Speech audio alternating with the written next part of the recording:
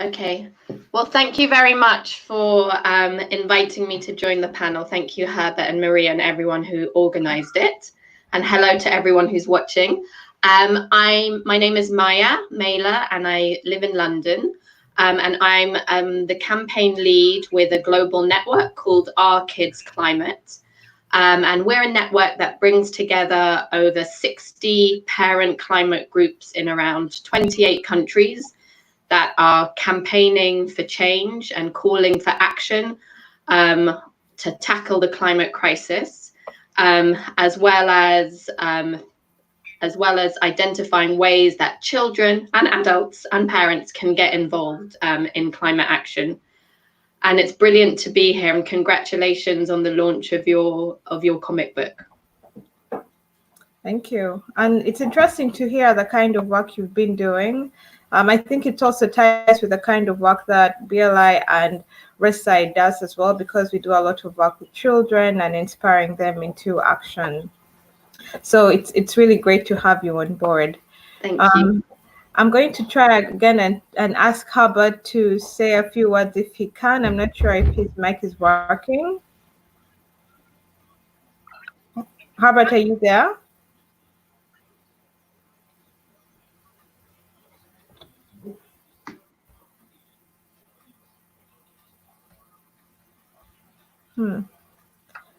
Okay. It looks like he's having trouble with his video.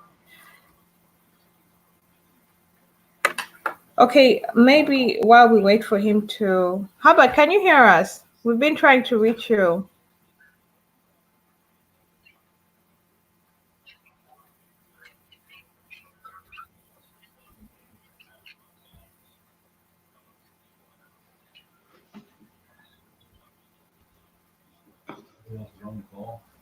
All right, I'll go ahead and ask you your questions, Maya. Hopefully Herbert can be able to. Herbert, when you hear us, just let us know that your mic is working properly, and then we can hand over the floor to you.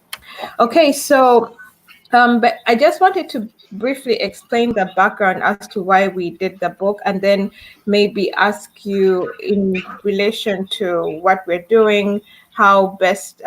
Sure, thank you, Maria. Happy to be here, and for everyone who has made time to be with us today. Yes, surely. Can you hear me? Yes, we can hear you now. Yes.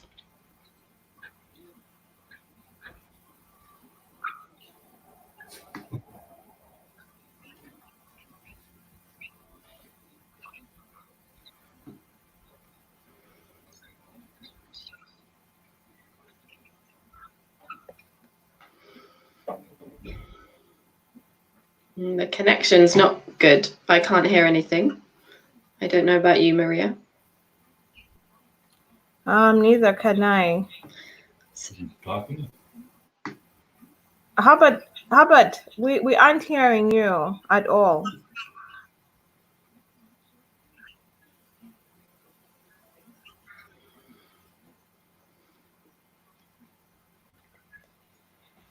Okay.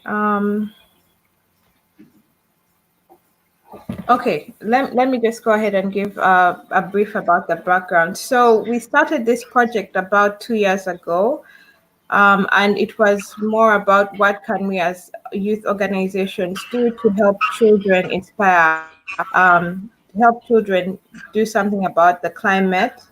But it was also as a fundraising activity for RESI that does a lot of work in rural communities, helping women have better access to cooking methods instead of using charcoal and firewood for their cooking. So that they have an initiative where they're providing biogas as an alternative, fully equipped with other equipment like cook stove to help women and girls there who are really involved in the kitchen.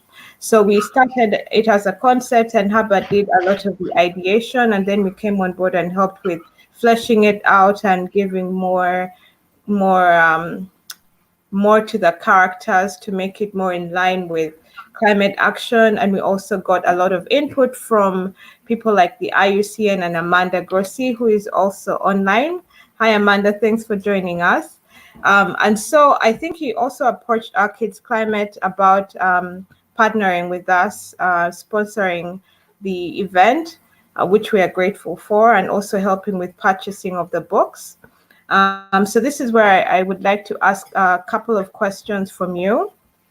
And one of them is, how best do you think we can engage children aged 5 to 12 into climate change and nature protection, since most of the work that you do is in the climate change space?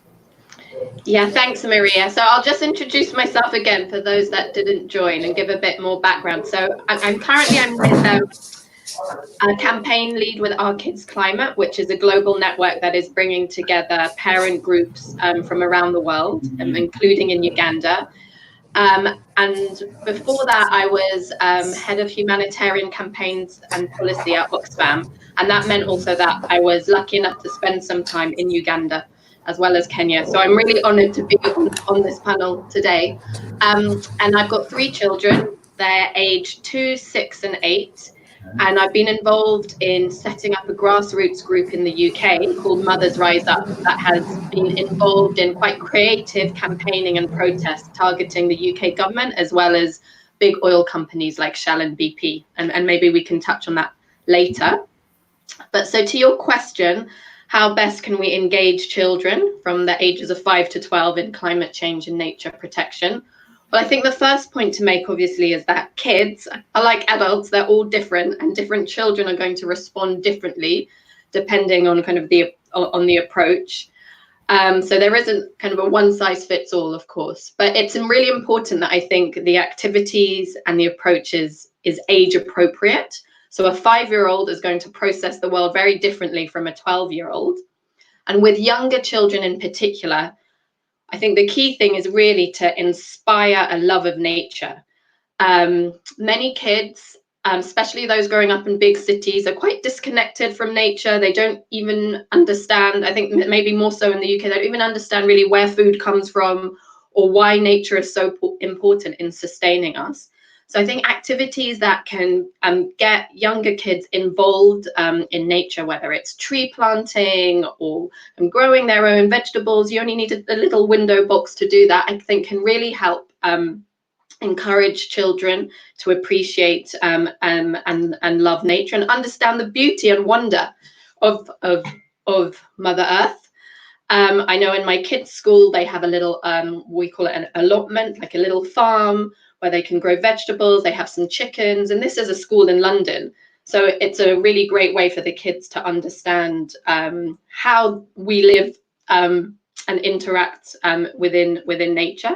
I think as children get older, you can start introducing these concepts of climate science and also the politics behind it, how it relates to questions of social justice. I mean, kids are naturally very open-minded and able to understand, they have great imaginations, right? So they can understand alternative realities and alternative worlds. So I think you can start introducing some of these concepts about how things could be done differently, some of the politics behind climate change as they get older, and maybe involve them in other activities, taking them maybe to protests or to marches, as well as a whole range. There's a whole range of activities from artwork through to tree planting. I think one of the really difficult things to grapple with is how do you talk to kids about the climate crisis without scaring them, without traumatizing them? And how do you make it manageable so that they understand it and can relate it back to their own community? And I think that's why the comic book that you have developed is so important, because kids can relate to other children and they can relate to the story, and it's about something that's happening in their community, in their context. The other thing I would say is that children need role models. And I know that the youth strikers have been really inspirational to many children. My own kids, when Greta Thunberg came to London and we saw her speak, and my 5-year-old started asking me so many questions about why she was doing it. So kids can relate to other kids and also to younger people, and maybe in a way that they don't relate to older people. And I know you have many youth strikers and climate activists in Uganda. So it's also about giving opportunities, I think, for children to hear from younger people, and putting these role models in front of them. So that's just a few ideas to start with. Thank you. Well, that's really interesting the way you put it. And I like what you said about how do you talk to children about climate change without scaring them. Because, I mean, that's also, it's a communication issue that a lot of us have to kind of learn so that we're able to communicate with our children and young people. And in light of that, I would like to bring in Evelyn. Evelyn, I'm going to unmute you. Evelyn, thanks for joining us. Evelyn is from the IUCN. And if you would like to maybe introduce yourself briefly, the kind of work that you do. And thank you for also coming on board the webinar. So Evelyn, just go ahead and introduce yourself briefly.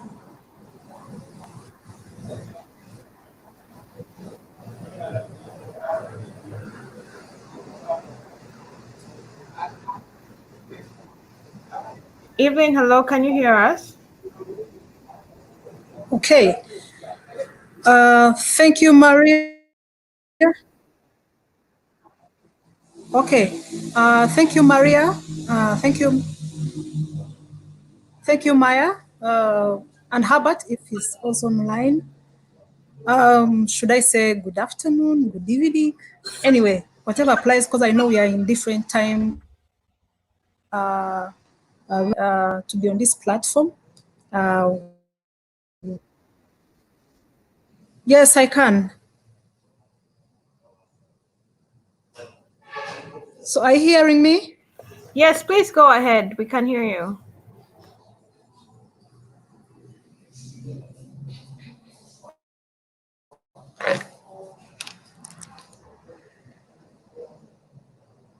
Maria, are you hearing me? Okay, good. So probably to go back a little bit, I'm Evelyn Businje from Uganda, based here in Kampala, and I'm really happy to be on this platform. Hi, how are you, Maria? How are you, Maya and Herbert? It's an opportunity for me to also be part of this celebration of launching such a beautiful book, James the Steward, but also somehow like being part of the bigger team that was celebrating the Earth Day 50 years down the road, where we are celebrating, you know, some of the good things that have been happening globally.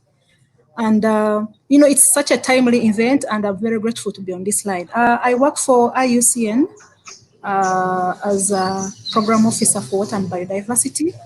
So most of my work is majorly on, you know, stakeholder engagement, you know, translating actions on ground to influence policies at national and international level. But above all, and relevant to this platform, is that we are very keen on how we engage the vulnerable groups. And we have been bracketing the children and youth as part of the category of the vulnerable groups, especially in the face of climate change impacts. So usually with all our programming, we endeavor to ensure that we, you know, contextualize that and ensure that we engage all these different categories of vulnerable groups, people with disabilities, the elderly, you know, the children, the youth, the women, you know, all those categories, ensuring that we handle each category depending on their the way they are affected by the. So basically, that's around the work we do, and I'm happy to be on this platform. Thanks, Evelyn. So I would like to ask a question that I asked Maya, which is as a Hello, Maria. Yes, can you hear me? I'm about to ask you a question.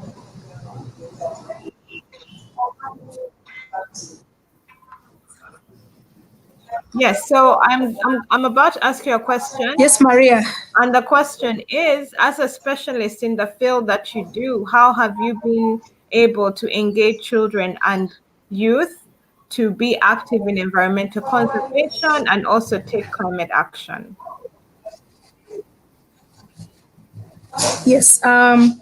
One, as an organization that brings almost all stakeholders to be part of protecting the environment, we've been keen on ensuring that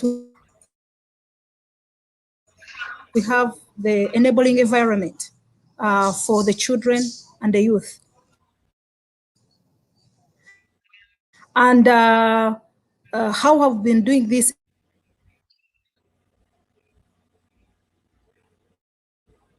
points for engaging these youth and children. So one of the things that maybe I can give as an example is the recent policy on climate change. We endeavored to ensure that we create a platform for engaging the leadership of the youth and the children to also be part of, making decisions, planning, and contributing to this climate change bill. And indeed, we created that platform. They were part of also contributing, those unique issues, especially focusing on how they are really affected by climate change, but also how they can easily contribute to that. So that platform enables their participation in the process. That was part of enabling environment. The other issue is, as part of the institutional structure arrangements, created by the other stakeholders, communities, private sector, the youth and children are part of the process. So looking at, for example, what is ongoing now, we are under the Ministry of Water and Environment, we are looking at managing resources at catchment levels. So at the catchment level, up to the smaller micro catchments, which are at the community level where the resources are, participation of the youth and children, right from the catchment management organization down to the sub-catchment management organization. Those institutional structures, the youth and children, it's part of the policy that they should be part of the process of participating in managing and also planning for the environment. So we, as also the key stakeholders in environment management, we follow suit. So for example, when we are looking at a wetland in a given community, part of the structure for managing that wetland, the wetland management committee, we ensure that the children and youth are represented on that committee, so that their issues are easily translated into action when it comes to implementing some of the plans for those resources that we oversee. So that's partly how we can engage. The other part is we can really engage the children and youth through the school curriculum, integrating climate change related aspects within their curriculum so that they understand the concept when they are still young, appreciate, and really also be part of the value addition in the entire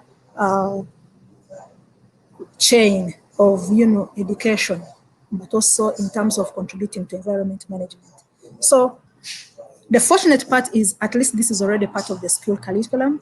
The children participate in planning and managing resources, contributing to the good ideas of how best we can manage the environment, right from pre-primary.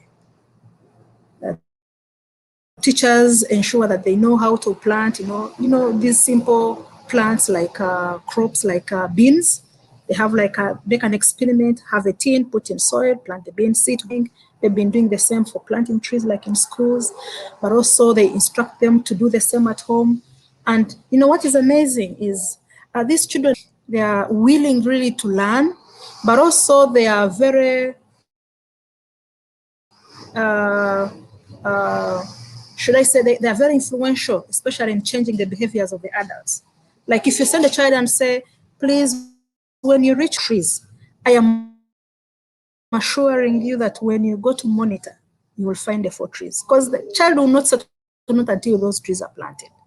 So we see it as one of the avenues of ensuring that if it's integrated within the curriculum, then the children will take it up from the early age up to the time they are really adults and appreciating really what nature has to contribute to our social welfare, economic welfare, but also general development. The other part is also programming. For any activity or program that we have in general, implementing on ground at the national level, but also at the community level, the youth and children are part of the process. We educate them, they participate in planning, they participate in implementing the project, but also even in terms of monitoring, especially having mentioned the other platforms, being part of the committees to also ensure that they add their voices to the entire process, because we believe that is the only way we can sustain some of these interventions in the long run. Yeah, thank you. Thank you. Those are some of my submissions that I can really share with you. Yeah, thank you very much for that comprehensive explanation. I have to confess that I actually didn't know a lot of what you do with children and youth, even though I'm an IUCN CAC member, and having knowing that you do have children on your committee is kind of a reassuring thing, because I think that it's important for them to Yes, Maria. Yes. So thank you for that explanation. And I'm going to turn back to Maya and ask her, just to pick up where we dropped this evening about programming, is what activities and programs are you implementing in your organization to include children and youth, or that include children and youth, and that helps them understand why it's important to take climate action? Yeah, thanks, Marie, and thanks you, Evelyn. Thank you, Evelyn. I love what you said about how children are influential and are influencing the adults. And I think that's a very good point. We think a lot about educating kids, but often it's the kids that are educating us as well.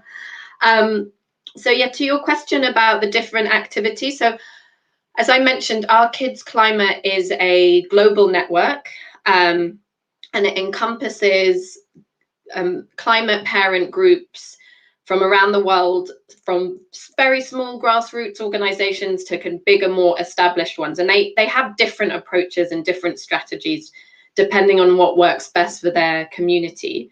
But there's a whole variety of activity directly focused on engaging children through things like art and craft projects, tree planting that we already heard about.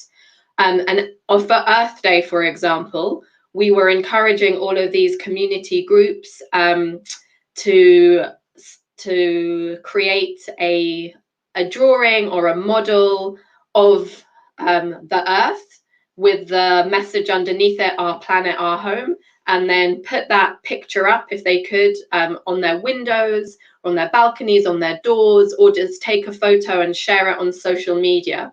So that was a nice way for children to get involved in a fun activity, artwork, have a conversation with their parents about Earth Day as they were doing the art, and then display it for others to see, especially at this time. I don't know what it's like now in Uganda, but in the UK, we're all in lockdown.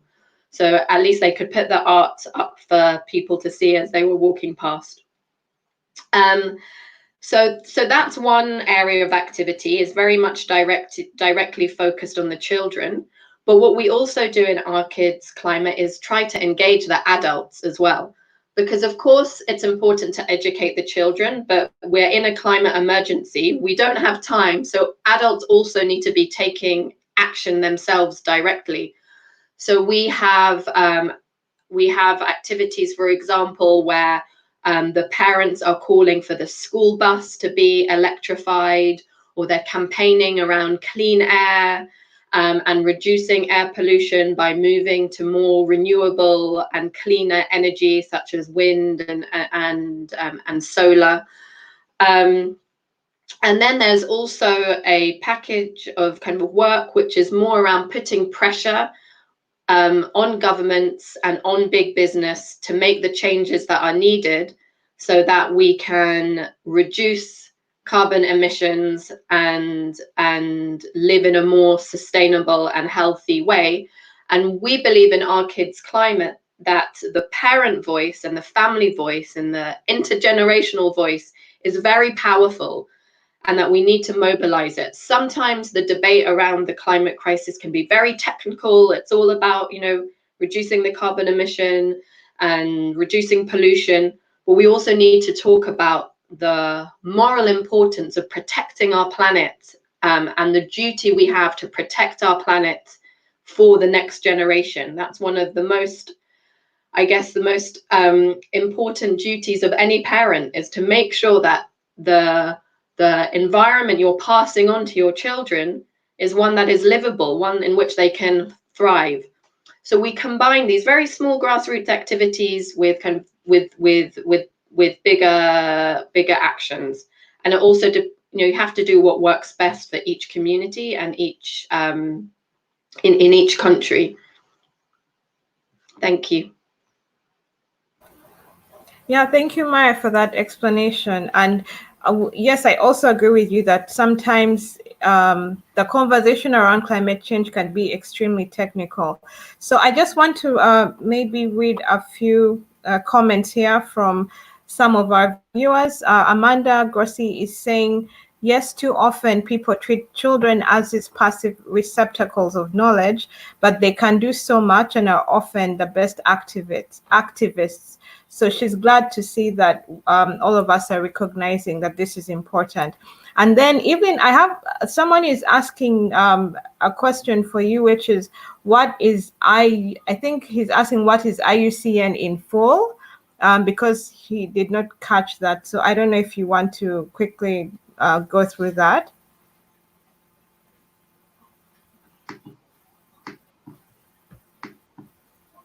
Evelyn.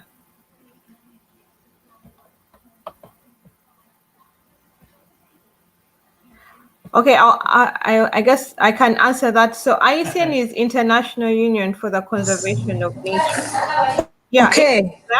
Thank you, Maria. IUCN in full is international. Okay, I was responding that IUCN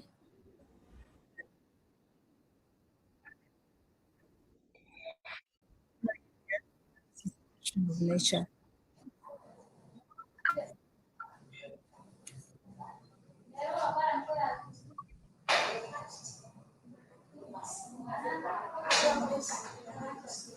Yes, Evelyn, you can go ahead and respond. Okay. Yeah. So Maria, can you hear me?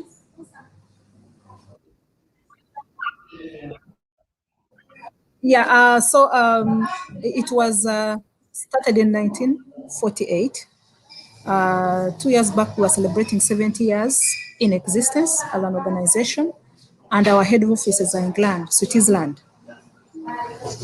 But we have many offices within the entire world. And one of the offices is here in Uganda.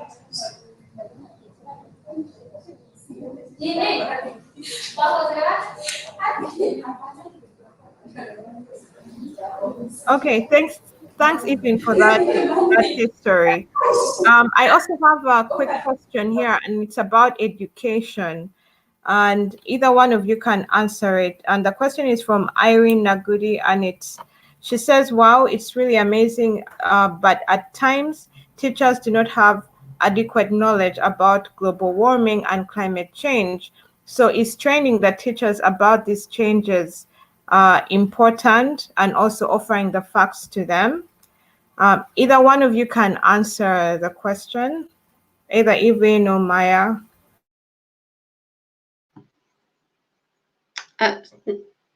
Or shall I jump in and then maybe Evelyn can come in?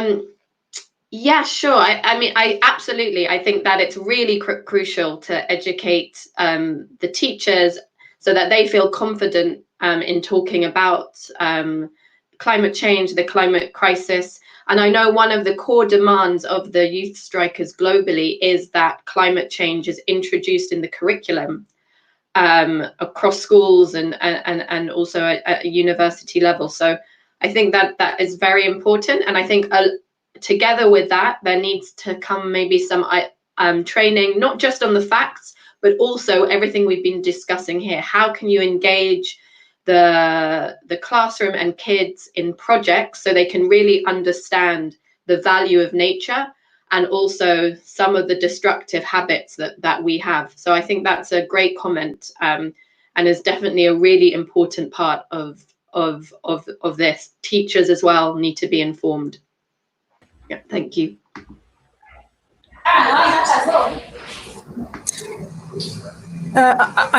Hello.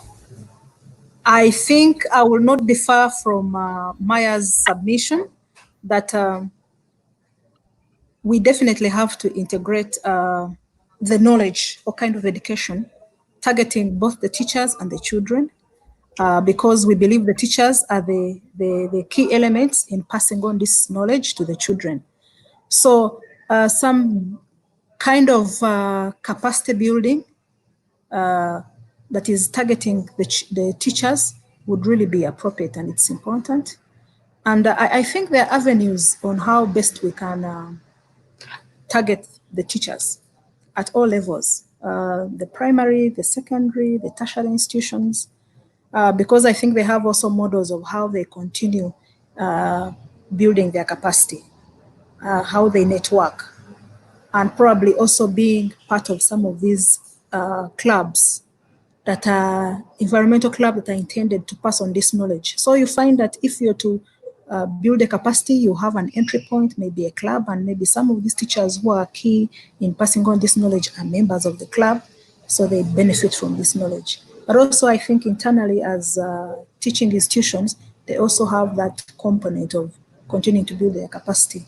And that is one of the elements or a sector that they should really focus on, really equipping these teachers with the knowledge that is needed. Yeah, I think both of you have really answered the question extremely well. I hope, Irene, you're satisfied with that. So I want to turn to the book itself, and I'm not sure if either of you have had a chance to read the book, but I'm going to share my screen of some of the images that's in this book, James the Steward. It would have been great for Herbert to do it, but unfortunately he's having some technical difficulties. So I'll just share what we've been able to do. And then I also want to mention that this book is available on Amazon. So we shall be sharing a link on where you can go and access it. It's both available as an ebook and as a paperback version. And in Uganda, Herbert will be distributing the book in hard copy once the printing has been completed. So let's see. Right, so this is the book. Yeah. All right, so just let me know if you can see my screen.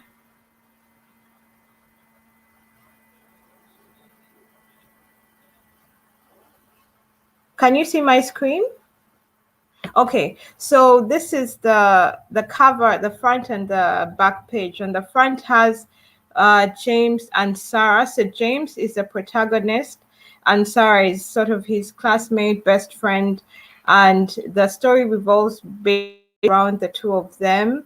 And if you come to the cover page that talks about what the storybook is designed, you'll see that we have two logos there. So we have climate action as one of the SDGs, and we have life on land as one of the SDGs. And those are kind of like the two SDGs that are centered, that are embedded in the storytelling of this book. And then I'm also going to show you the interior. So we've made the book, we designed the book such that it's easily readable for parents reading to children, but also children to be able to read. And it also has some graphics so the children can translate what they're reading into what's actually happening. And for example, in this screen, you see that it's a split screen of what Mabira Forest was before in this story, with the birds and the trees. And then as James and Mary are traveling to wherever they're going to, you can see the trees being cut down and the polluted air in the background, which, as you read the story on the left-hand side, it talks about what happened, why there are no trees anymore, because a company came down and cut them. So that's how that's basically how the design is. And we are hoping that it will inspire some change, some call to action in the children. As you read through the story, you realize that James goes through an awakening. Before, he's not much aware about what is climate change. And then as he sees what's happening around him and listens to stories from other people, he begins to start thinking, okay, maybe I should change how I treat Mother Earth, and maybe I should become a steward of change. So I hope that everyone here viewing can be able to get a copy and can also read it to their kids. And in light of that, now I'm going to turn back to our panelists and ask them both whether they think that storytelling as a tool to inspire change is an effective way of communicating to children. Either one of you can jump in and respond to the question. So, Myra.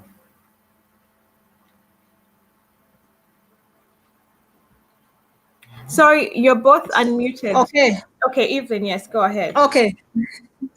Yes. One, thank you for that debrief on the storybook. I had an opportunity to read through, but also I had an opportunity to look at it as it was slowly developing, because I had a chance at least to talk to Herbert. And even the examples that are used within the book are really familiar. The Mabira being in Uganda, knowing where it is and the situation that surrounds it. And even Bududa, I have been there physically, but also you've been seeing the events happening around Bududa that are not really good, especially being prone to landslides. So while reading through the story, I was actually identifying myself with the story. And I really want to give appreciation to the group, the BRI, and also the Herbert's team for really putting together these interesting, should I say, stories together. No, putting such an interesting story together to communicate to the young children. To me, storytelling is very important because even us when we were growing up, it's like part of our tradition that we were always exposed to that kind of process of learning. They tell you stories of what happened even before you were born. They tell you stories of what they went through in specific seasons, maybe when they had droughts, maybe when they had famine, maybe telling you stories of how some animals, how probably in the night it is not good for you to travel, some animals could actually hurt you, such kind of stories. And, having those young minds, you easily conceptualize it, it sticks to your mind, and then you come to identify yourself with the story. And in the process, it changes the way you perceive things. I can give an example. When we were still young, there is one, I will not really go into the details of the story, but they used to tell us, for example, how there was Jipiri and Labong. It was a small story of two neighbors. One had a child, two had children, and one of Jipiri's child, I think, swallowed the necklace of Labong's wife. And so in the process, Labong wanted, of course, the wife really wanted that necklace. So what they had to do was split the child and get out the necklace. And then the other, also the next time, Jipili went to hunt and used the spear of the other family, and then the spear got stuck in the animal, and the animal disappeared with it. So after all that, the other one was like, I want the very spear that you took. Don't buy me a new one, because, you know, that was kind of like, revenging. So that story stuck in my mind, and I looked at, there is no, we had to get lessons, of course, from that. It's not good, you know, when someone does bad, you need to forgive, you know, it's not good to revenge. All those were the things that we're learning from those stories. So I think storytelling is one of the things that is very good for children, because they're open-minded and they are, you know, willing to learn and explore new things. And, you know, at the end of the day, those stick in their minds and they change their way of living. But also, the other second issue is with storytelling, it gives us an opportunity to tap into the indigenous knowledge, which probably is not likely to be gotten within our formal kind of education. Some of those are lost out. But with the storytelling, we are able to tap into the indigenous knowledge from our parents, from our grandparents, from even the elderly within the communities that we interact with during the process of storytelling. So this is an opportunity for us to really understand what happened and what is really happening, especially through storytelling. So to me, I think this is one of the avenues that we can use to change how children think and how they can also contribute to the future in terms of environment conservation. So over to you, Maya. Thank you, Evelyn. Yes, I just agree with everything you said. And I want to say congratulations to Herbert and all the team for putting together the book, the comic book, James the Steward. I read it last night, and I think it's a really wonderful story. And the pictures are brilliant. And I think the fact that it's based on these real world events of a landslide in Uganda will make it very real for the children and families that read it. I think like we already heard, storytelling really is crucial to being able to allow children to absorb information and remember information. And that's why at our Kids Climate, we're really keen on promoting creative and cultural ways to engage children, but also the wider community on the climate crisis. You know, we've all sat in classrooms or been in meetings, and if you're just bombarded with information and bombarded with facts, you often find it difficult to retain, or you might even switch off. So there's a lot of evidence that storytelling is a really powerful way to put across your message, and it will allow children, I think really important, children need to be able to relate to what they're hearing. And by seeing the two children, James and Sarah, I think the children will be able to relate to their experiences and then think about it in their own context. So I think it's great. And the more imaginative we can be and the more creative we can be in messaging the climate crisis, the better. And I know also from my own experience working as a campaigner and communicator with Oxfam, when you message about these big events, whether it's the climate crisis or the refugee crisis, we sometimes feel overwhelmed by the enormity, overwhelmed by the numbers. So you need to be able to relate it and make it manageable. And storytelling is a really powerful tool for that. So congratulations to you. Mireille, I saw one question that came up. I don't know whether I can quickly respond to it now. Yeah, so I think there was a question about how do we engage parents, saying that we've been focusing a lot on children and teachers, and how do we engage parents in climate action? And maybe the person missed the beginning, but absolutely it's crucial to engage parents, and that is one of the remits of our Kids Climate, as well as another global network, Parents for Future. It's really about parents using their voice and using the moral power that comes with being a parent and being a custodian of the future generation to demand climate action. And if anybody is interested in getting connected up with our Kids Climate, then I'm happy to ask questions. Herbert can put them in touch. For me, it's really important that parents do this, because, you know, I lie awake at night worrying about the climate crisis and the future. And we can't just leave it to the next generation. It's amazing what the youth strikers and have done and what kids are doing in their communities. But as parents, we need to lift that burden off their shoulder. And we also need to be using our voice to demand change, whether that's, you know, getting involved in tree planting in your local community or litter pickup or more or other forms of activism. The parent voice is really important. Thank you. Evelyn, would you also want to respond to the question about parents as well?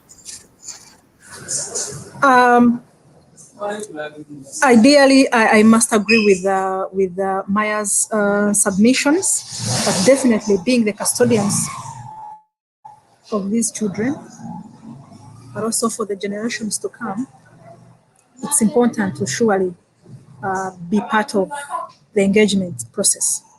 But of course, they're also the conduit of most of this information, the educational pieces that we pass on to the children, but also they are on ground to monitor these actions on ground. Like if you talk of tree planting in our homes, it is the parents that are supervising the whole process. So surely targeting parents will also be one of the ways of sustaining our reaching out to the children. Yeah. Well, thank you all so much. Thank you all so much for attending this webinar and for your insightful comments about how we can engage children, young people, parents, basically the whole community. I'm just looking to see if there are any more questions here that could be answered from the audience. I'm not seeing any. Okay. Maria, there was there was a few questions actually about what the strategy is to make sure kids and communities in rural areas are able to access the book. Obviously, I can't answer that question, but I'd love to hear the answer because we want to be able to share some of this learning from James and Steward with the global network. Yes. Okay. So it would.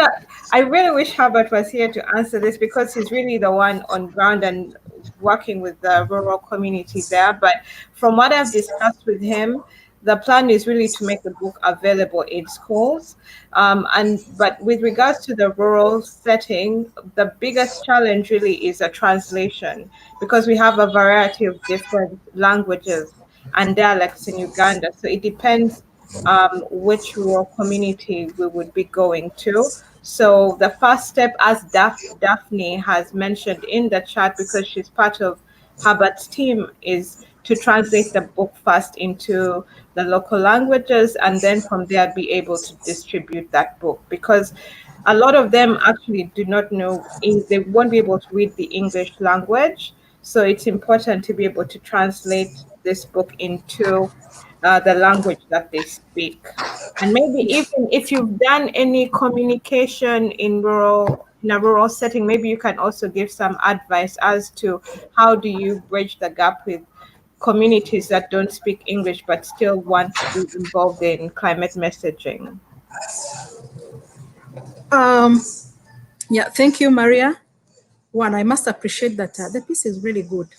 But of course, you know, sometimes you get this feedback once you have a product and then it reaches out to the community and you see how they perceive it and how they really appreciate it. Looking at the age group that we are targeting, if I'm not mistaken, 5 to 12 years, right? They seem to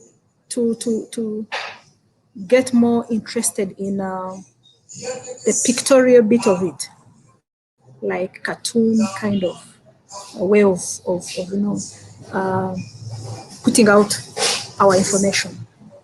If you look at how they interact when they are watching cartoon and how they really get interested and how they immediately, you know, start talking about the story, it is much easier than probably reading the book. But of course, this also takes into consideration the different cultures. Like, I mean, like, for example, the reading culture, I know, but don't quote me on this, is a bit not good, especially for generally Africa.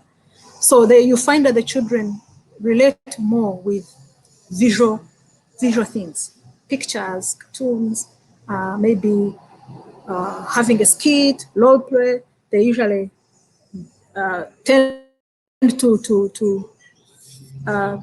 think along and identify themselves with such kind of models or kind of products. So one thing I'm seeing in this book is there is a lot of narrative and less of pictorial, and probably I would say, yeah, probably maybe for future kind of extracts we could look at maybe more pictorial and then less of narrative. I don't know how that can be really balanced, but it is good. Looks at the cartoon and says, oh yes, they are burning the forest, and then they can easily identify themselves with that kind of action. Those are some of my suggestions.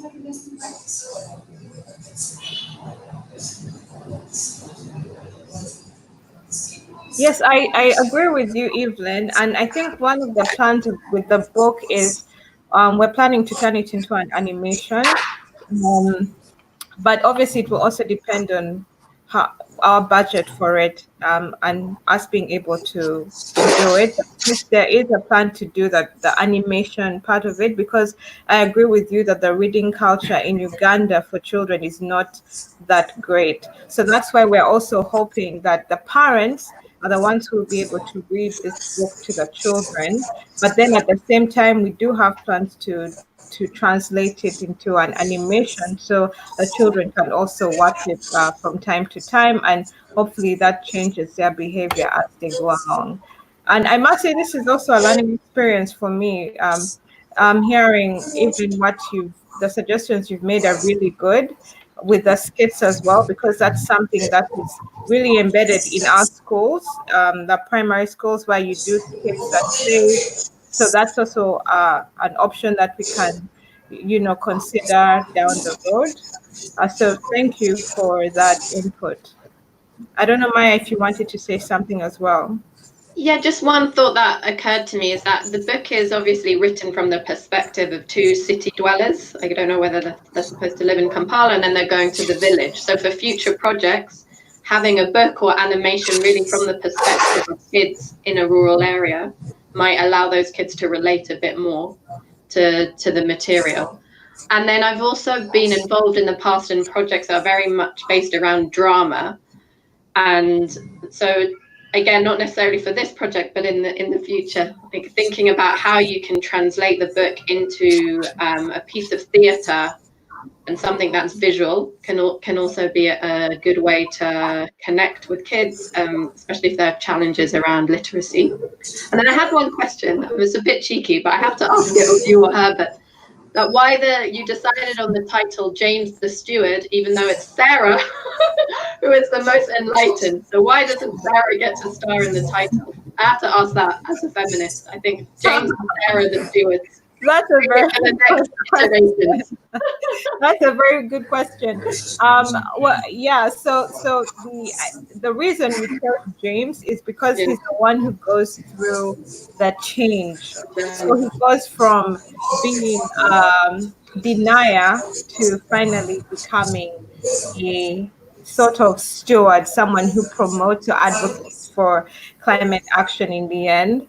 But I hope you notice that, I mean, we mentioned Sarah a lot as sort of like, his good person to help him, determine what's the best course of action, because she's doing the right thing while he's being rebellious, and then as goes on, he begins to realize, okay, maybe I should do what Sarah is doing, and then eventually at the end they join hands together and help speak to their class about what needs to be done.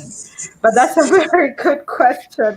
I'm pretty sure Herbert would have loved to answer that one if he was here.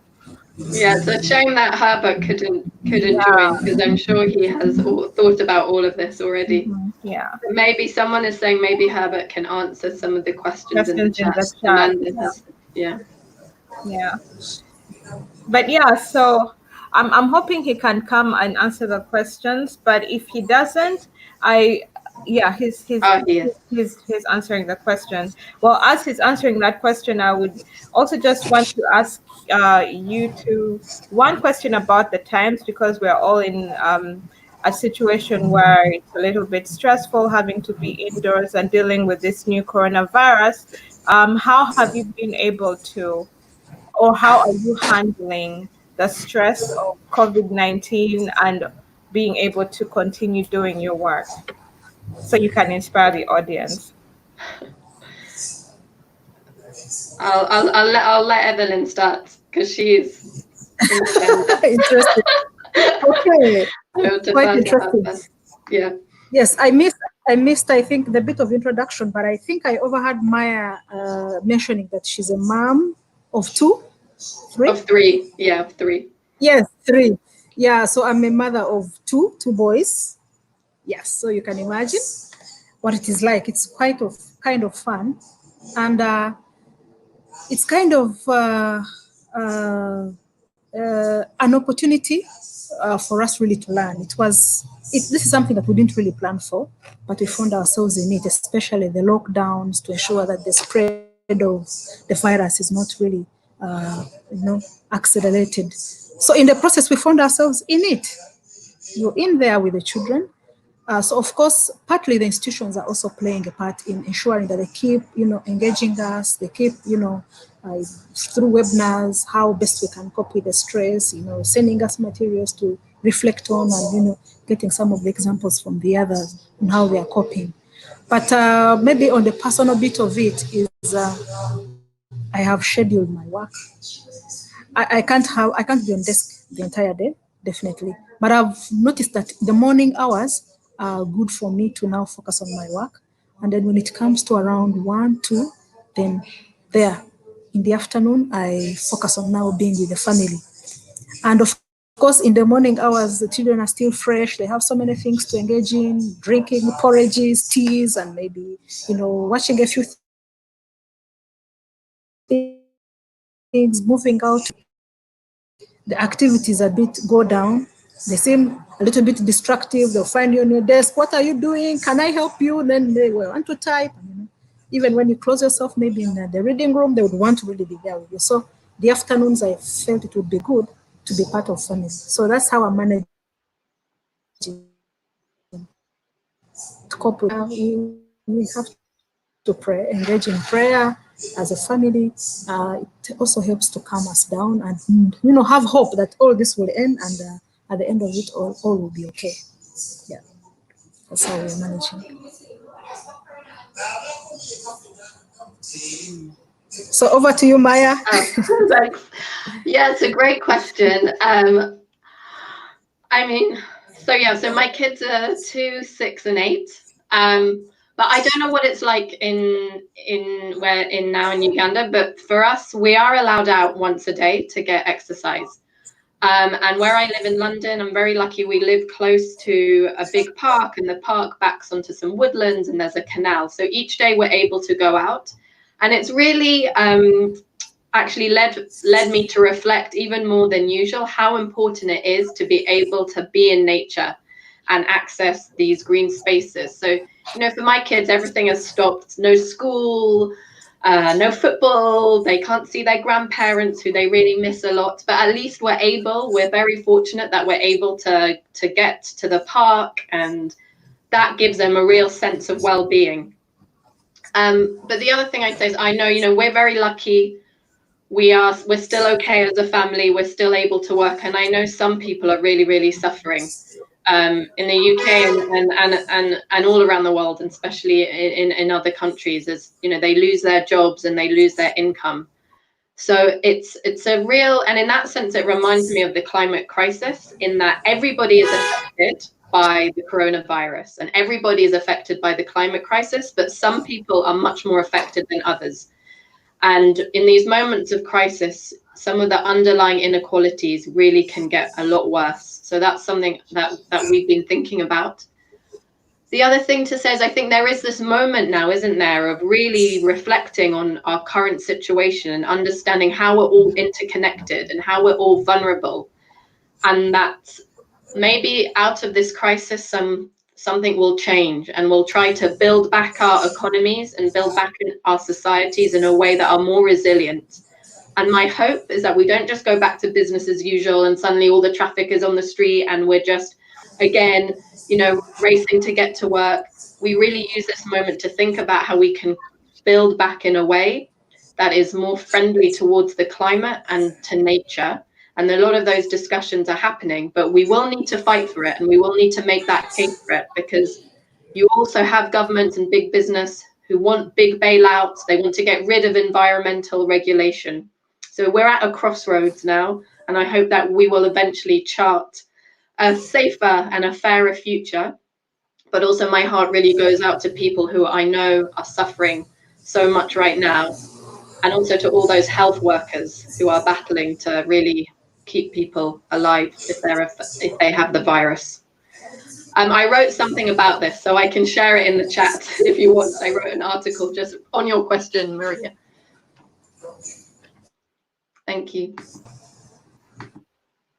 Yeah, thank you both for answering that question. I think, I mean, like both of you, yes, it's also been really difficult for us. I don't have children yet, I'm married, but we don't have any children. But I mean, also in the state where I am, which is New Hampshire, we've been in lockdown for a while now. And I've also learned the importance of enjoying nature. So from during the day, we go out for walks in the sort of forest where we are, and it's really nice just to be able to appreciate that these are the things that we are working to protect. So like listening to the birds in the trees, that's something that we used to take for granted a lot because there'd be a lot of traffic moving in and out. But now with the silence and a lot of people staying at home, you tend to appreciate that more. And I'm kind of grateful for that. And I'm hoping that once the lockdown is removed, uplifted, that we don't stop loving this nature that we are protecting. So yeah, I can see that Herbert has responded to, let me see if I can read them out loud. Let's see. Yes, so he says, thank you for the feedback. We are looking at exploring the opportunity of both animation and translation into the local language. And then I think he mentioned something about, let's see, the inspiration of the book, children being left out in climate talks, yet they can have a big impact on nature protection. And he has been a part of the climate change talks, but he has never seen children being involved in it. So RESI felt the need to engage children. It's possible to have a whole generation of men and women who are stewards of nature. The horrible impacts of climate change are largely influenced by us.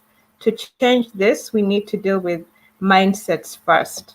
So that's basically yeah, and then he says, thank you for being here. I feel he feels really bad that he wasn't able to make it, but he's super proud of us and happy that we joined the call. Yeah.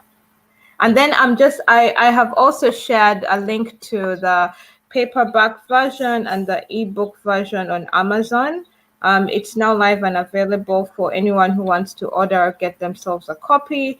I know Herbert is working in Uganda to publish the book and make it available there in hard copy for whoever wants to have access to it. And I think he'll also be speaking with NEMA. Unfortunately, NEMA wasn't able to join us to see how they can distribute the book within as part of their climate education program.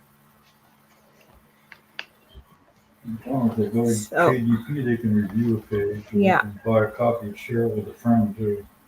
Oh, and yeah, so we'll also be doing a couple of promotions on the book. For those who can't be able to buy it, there'll be a free version of it available. And if you review a page or read a couple of pages, that will be able to help us raise some money to do some of the activities like the skits and the dramas that have been mentioned here. So in case anyone wants to say any last words, I don't know, Herbert, do you want to say a last word since I can see you're online? Herbert? He probably can't hear us. That's for feedback for anybody and also, please, if you read the book, do give us some feedback. We definitely love that. Otherwise, I just want to say thank you, Maya, thank you, Herbert, and thank you, Evelyn, for being on this call. Thank you so much for organising, and big congratulations to Herbert and to all of the team for putting together the book. Okay. All right. Thank you to everyone who joined. Yes, thank you, our very active audience. Thank you so much. Yes. Oh, and Amanda says, wash hands, wash hands, wash hands. I think she's referring to the COVID-19 pandemic and how we should stay home. Yeah, stay home. Okay. So stay safe, everyone. Yeah, stay safe and have a great day, everyone. All right. Bye. Thank you, Maria. Thank you, Maria. Sorry, somehow I went off. But it was really a good opportunity.